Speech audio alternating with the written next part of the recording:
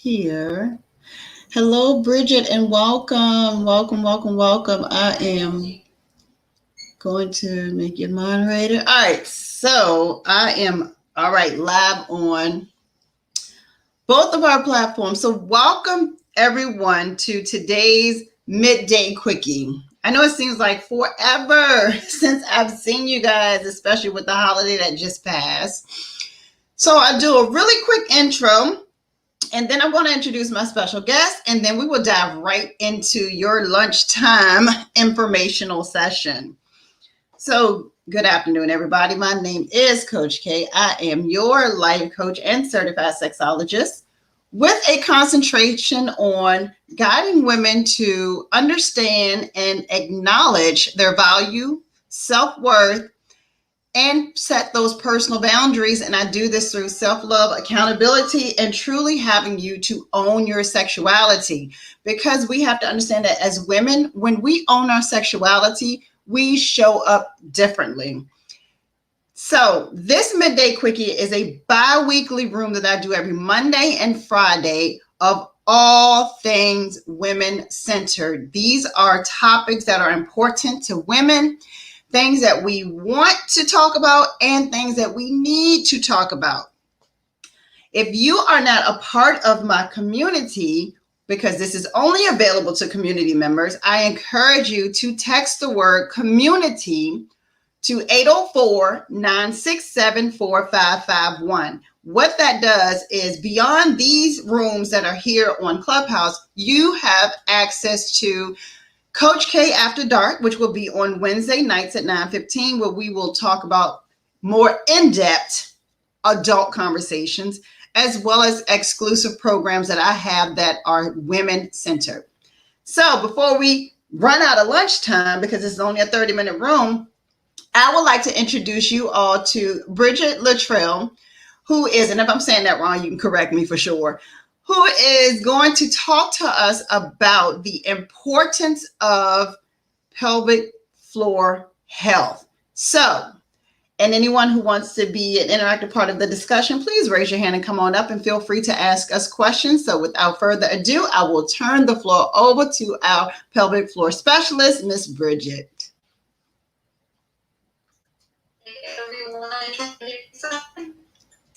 Uh-oh, it sounds like your phone is a little bit in the matrix. Try it again.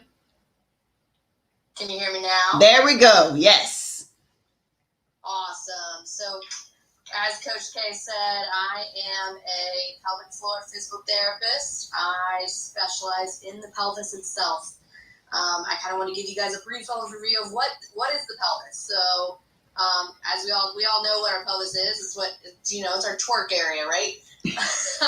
We have an awesome bowl of muscles down there. They're shaped like a bowl. They act like a trampoline, though.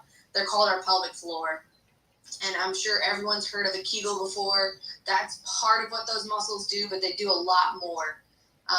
They control like our urinary function. They control our bowel function. They play a role in sexual health. They help hold our organs up, and they support our legs and back. So they're super, super important.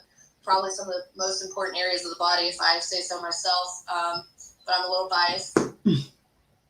So when we're talking about our pelvic floor, there's lots of normal function. Our normal function is, we should urinate every 2 to 4 hours in a day. We should not have any urinary leakage. So we shouldn't have any of that, I accidentally just leaked because I laughed too hard. None of that.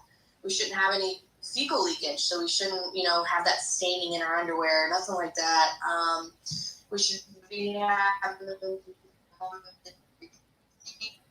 times a day. Everyone's a little different on that. But we also have our schedule where we're not feeling like we're backed up all the time. We should be able to have, this is the most important, I think it's most important, we should be able to have pain-free sex with the ability to achieve an orgasm. Yes. Woo!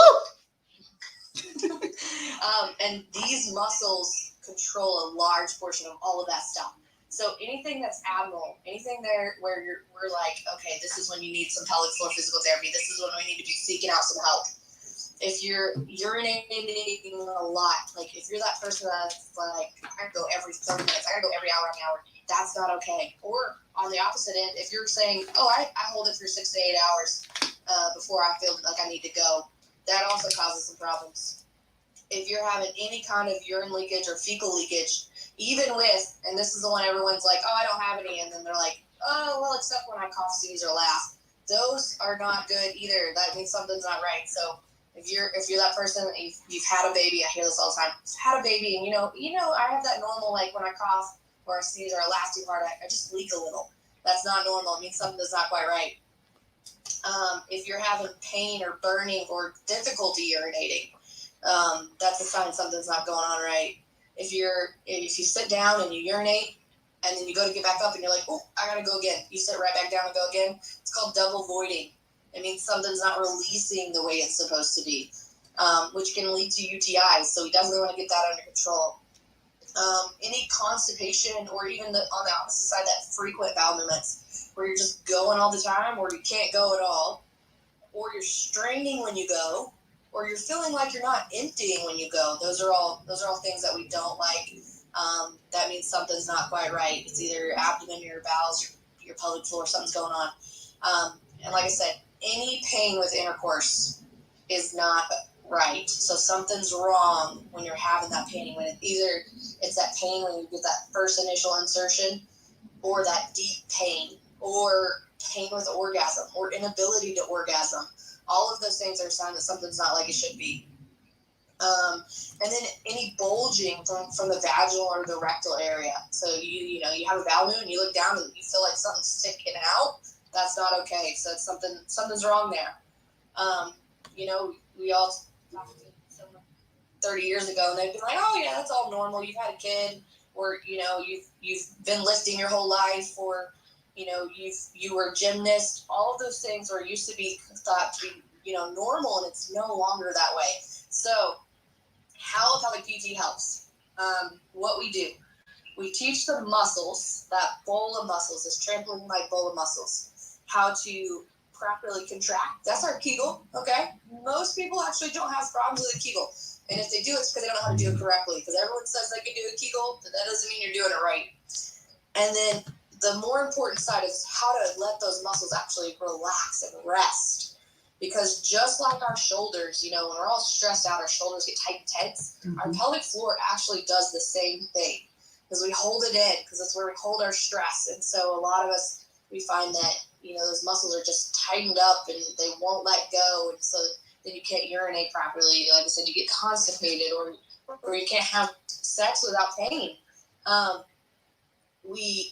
Sometimes we have to manually manipulate the muscles. So we actually, as a pelvic floor physical therapist, we do internal assessments because the muscles are inside. So we go inside and we check those muscles and make sure there's not spots in there where, we had a baby and we had a tear and there's scar tissue, or we were a gymnast and we tore that muscle and we didn't know and there's scar tissue, or the muscles are so knotted up from all the stress, or, it goes on and on. There's still has a ton of things I'm checking. We check for the bulging out. That's not exact. Hold on, Bridget. Bridget, can you rewind 10 seconds? Because your phone had went out on that very last part that you said. Are we at how I help? I didn't hear that. What did you say? Are we at how physical therapists help, pelvic floor physical therapists help? It's literally like the last sentence, it chopped up completely. Okay. So yet again, pelvic floor physical therapists, we're teaching those muscles how to work correctly, contract, how to we can manually being in those muscles. We can teach them how to let those knots go, how to, relax through those muscles, how to, not hold our stress there. We can teach those muscles how to grab on when they need to. So say you're going to cough, how do those muscles need to connect so that they prevent the leakage? How do they need to connect and properly contract during intercourse so you can have an orgasm? All kinds of things like that. We also work on, our lower abdomen, that core to kick back on. Some people have the It's something where we haven't recovered properly from delivery. You know, delivering a baby in itself is a very hard thing for us. And, you know, if we say we went and had shoulder surgery, we would go to physical therapy. We just had a baby, which is a major event. We need physical therapy for that too. So getting those muscles to connect back and contract properly to, you know, hold that mommy pouch in and actually let her abs do their job. This all connects back into the low back too. You know, if the pelvic floor and the abdomen is working correctly, the low back has some good support. The hips have good support, and you can live your life better, pain-free, and all that kind of stuff. Any questions?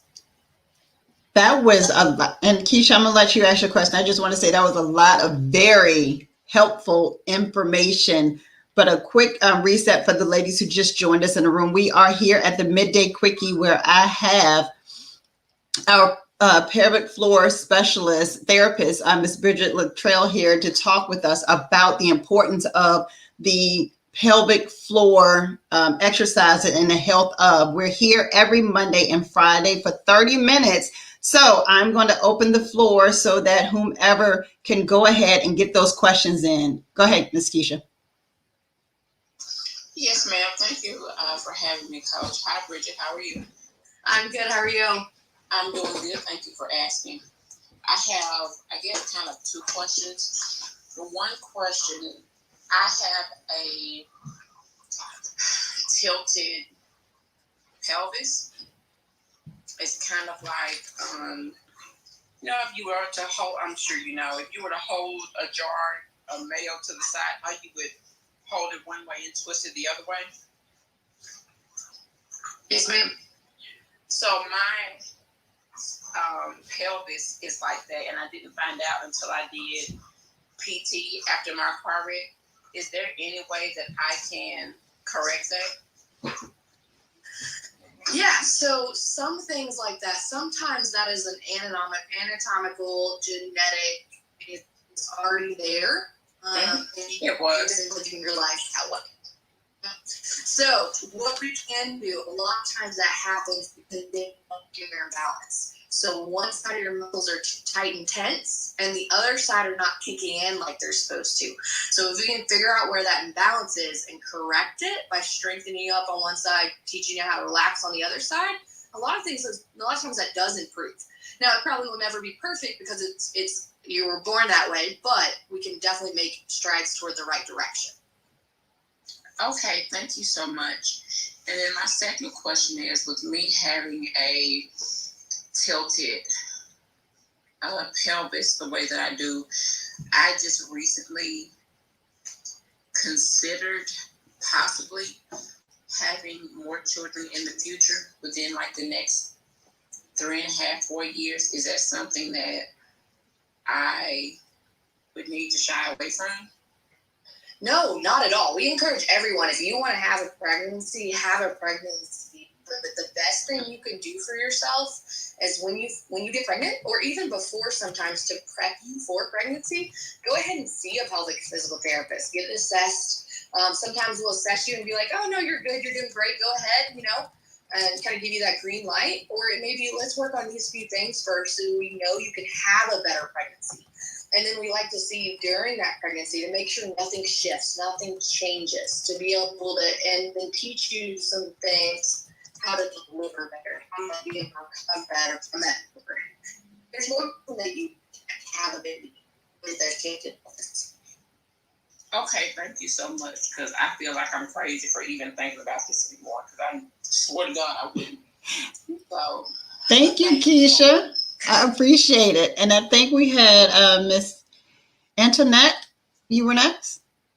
Yes. Hi, good afternoon, ladies. You don't know how excited I am to hear someone talking about pelvic floor therapy, because I didn't even know it was a thing, and I thought that I had to live with, with urination. A lot of times we are taught to do Kegels, but I wanted to ask about the Kegels, because sometimes Kegels isn't for everyone. Is that correct, Bridget?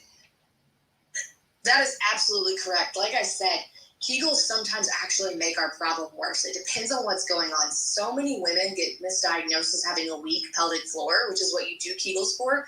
But if you do an actual internal assessment of the muscles, a lot of times we find those muscles are really actually tight and tense. And what they really need to learn how to do is let go properly so that you can urinate properly and they can do their job when you need to be able to hold them and to prevent that leakage.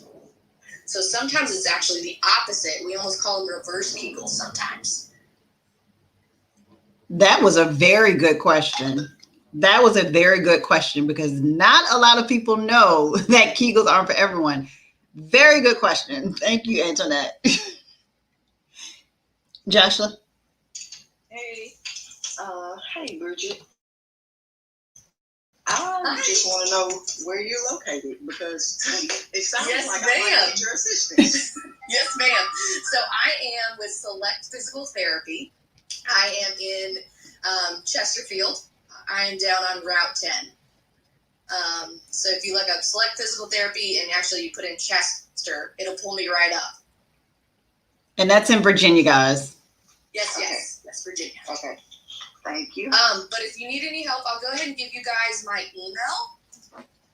And if you need any help, if you're in a different area, I can probably try to find you a practitioner. We have a good network that usually you can find someone in most cities. So my email is B like boy, and then my last name. So L like love, I, T like toy, RELL at selectmedical.com. And I will make sure that I have Bridget's information available for everyone who's here. I have the On Your Issues Facebook group that I've had for over a year, and I want to make sure that that is rejuvenated. So some of you are already in that group, but I will make sure that Bridget's information from today's discussion is placed into that Facebook group. And if you want to be a part of that Facebook group, you can just go to CoachK101.com, literally CoachKay 101.com, and you can get in there, and I will make sure that that information is there. So really quickly, we have some time left.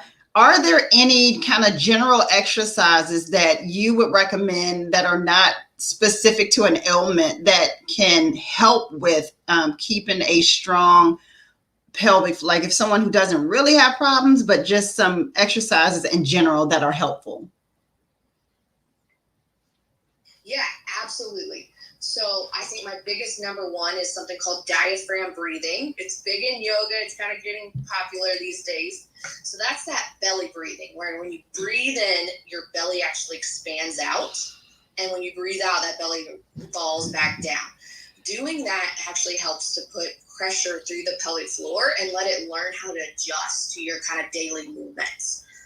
You need to be able to take that big, deep breath and really get that belly to come out. It's actually going to help stretch your abdomen a little and then strengthen at the same time. That would be my number one.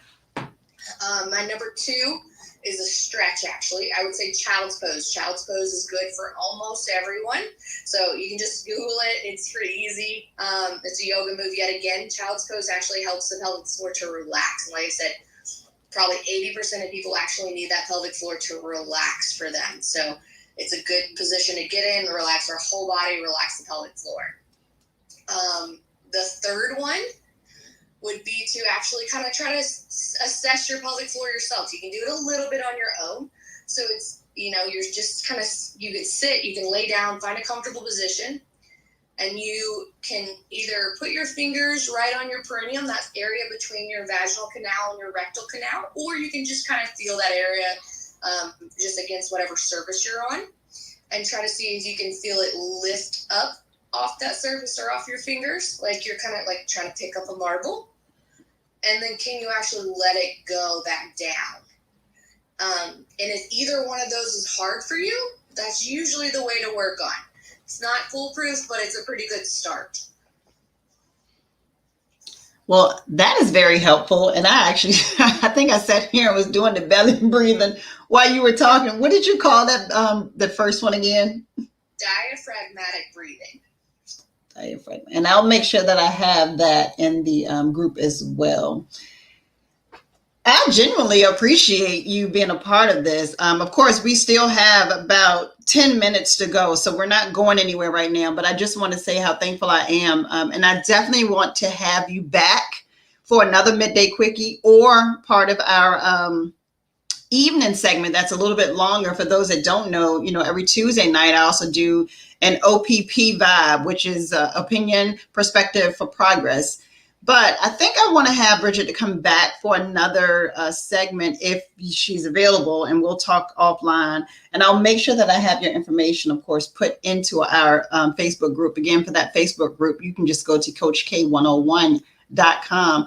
Ladies in the audience, if you have any questions, definitely feel free to come on up. This is a closed door discussion for women, by women, about women. And today we are talking about pelvic floor health with our pelvic floor physical therapist, Miss Bridget Littrell, that has given us so much information. I learned a lot of stuff that I did not know. And I know for my pelvis, it's completely out of whack. After 5 children, it's just done things that it's probably not supposed to. And a lot of things that you named, I experience even to date, and my youngest is 10. So that tells me that I probably need to be coming to get an appointment very soon, because I have the double void thing since my last child just completely messed me up. But if anyone that has any additional questions, please feel free to chime in right now and ask those questions. We have a specialist here for us that is able to give us information that we may not have otherwise gotten. So please feel free to ask those questions. So, Bridget, can I ask you a question to young children? Absolutely. Do they have a need for pelvic floor therapy? Because I'm thinking of someone that I know who's an extreme bedwetter, and she has a issue with holding her bladder, but they can't really find anything. Absolutely. How old are they? She's, I think, 12. Oh, yeah. Okay, so by 12, we definitely shouldn't be wetting the bed anymore. Every kid's a little different at what age they stop doing that, but if it's happening all the time at 12 still, it's usually a concern at that point. There are lots of things as pelvic PTs we can do for kids. One of the things, sometimes it's their core muscles, their abdomen, their pelvic floor. They're not just kicking in like they're supposed to. So a lot of times these kids are holding those muscles all day long because, they're having fun playing, or they're too embarrassed to go to the bathroom at school, or, all the things that we kind of have later in life, a little still too, that are bleeding over into the night when all the muscles finally relax. And then, of course, then we leak because the muscles are no longer holding that urine back. So it's like opening a faucet. We also see bedwetting in kids that have really bad constipation. Constipation is probably the number one reason we see kids. A lot of times parents will bring them in for something else, and we find out they're not on a regular bowel schedule. They're straining a lot in the bathroom. They rarely go. They're having to do Miralax all the time to go. Those kinds of things. And that will affect that pelvic floor in a way that it can cause that leakage. Thank you. Absolutely. That was yet another good question, because my daughter was that kid. She's 22 now, I think, and she probably still has issues. So I appreciate you bringing that up. Go ahead, Joshua. I'm sorry. I just wanted to know if these services are something that is typically covered by insurance.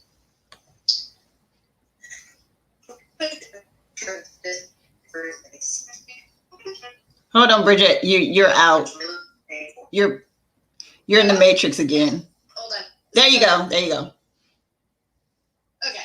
So absolutely. So we have, I don't even know of an insurance that doesn't cover it anymore. Sometimes we have to get a little creative with how we write things for insurance, but overall, they pretty much all pay for it, especially when we can connect it to, like, there's a low back pain with it, or there's a hip pain with it, or, it's really affecting, our activities of daily living, as we call them, like toileting or sleeping or something like that. Thank you so much. Miss Robin, you have a question. Good morning, ladies. I wanted to know, and this is just because I've had to go through physical therapy with my grandmother, not necessarily for the pelvic floor, but just in general. Are there any exercises that you would recommend doing on a regular basis to more or less prevent or just to sustain the strength of the pelvic floor throughout life? Just as we age. Yeah, kind of like what we talked about earlier, making sure, that you're able to breathe through your belly properly. Be able to let that belly expand as you breathe in, let it fall down as you breathe out. And then being able to, like we talked about, the child's pose, being able to let that muscle stretch out through that child's pose. It's a really good one for everyone every day, honestly, as long as your knees can tolerate it.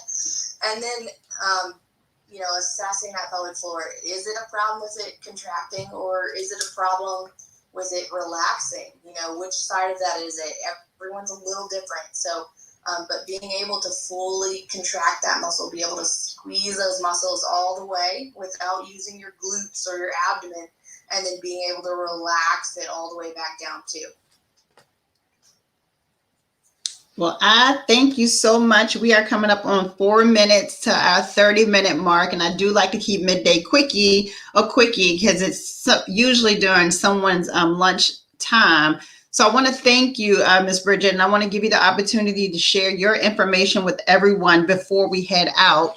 But I'm going to do a quick wrap up of everything we talked about. So for anyone who just joined us, and for those ladies who are already here, number one, thank you for being a part of my Life, Love, and Intimacy Club, where I give you all things guidance in life, love, and intimacy. I'm very excited to have special guests that are coming to be a part of our discussion because, number one, I don't know everything. And number two, I love collaboration and hearing from others with information that I can give all of you.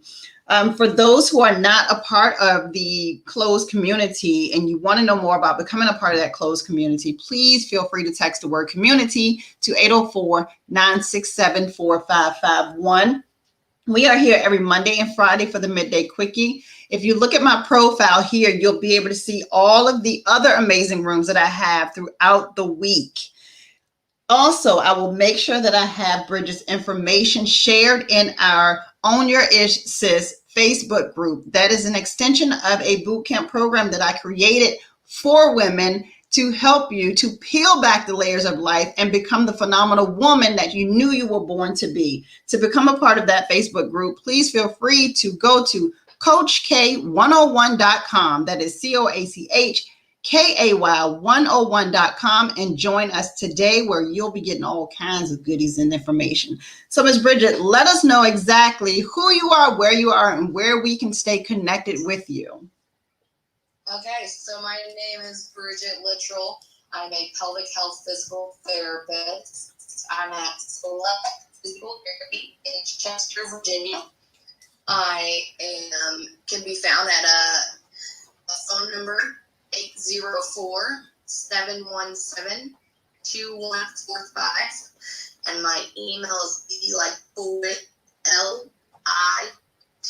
as in toy, or selectmedical.com. All right, I do thank you, and I'm just going to repeat that because some of it got chopped up, and that is Bridget Littrell, who is at Select Physical Therapy. That's right in Chesterfield, Virginia. Phone number is 804-717-2145, with an email address of B as in boy, Littrell, Littrell at selectphysicaltherapy.com. I think I said that right. At selectmedical.com. At selectmedical.com. That's what I get for not knowing how to read my own handwriting. So if no one else has any additional questions for Ms. Bridget, I will welcome you back on Monday. We are going to have a hair loss specialist here to talk with us about, it's a common thing that we really don't think about. So hair specialist Kachelle Roark will be here on Monday for our Midday Quickie. So you want to make sure that you are tuned in. And then on Tuesday, we are going to be talking about, are we splitting the bills or nah? In our 7:30 p.m. OPP Vibe room. To stay connected with me, just go ahead and click on my profile. You can read all my information, but more importantly, make sure that if you're not already, which you are, because this is a closed room, you're part of the Life, Love, and Intimacy Club. And if you know of any women who could benefit from being a part of this community where we are sharing information that all women need to know about and things that we can have fun with, definitely invite them in. Again, I thank you, Bridget. I'll be talking to you soon because I think the ladies would enjoy having you back. And you all had some amazing questions. And I will see you guys back here on Monday at 12:15, where you can grab your earbuds, grab your food, and get that midday quickie on. So goodbye, everybody.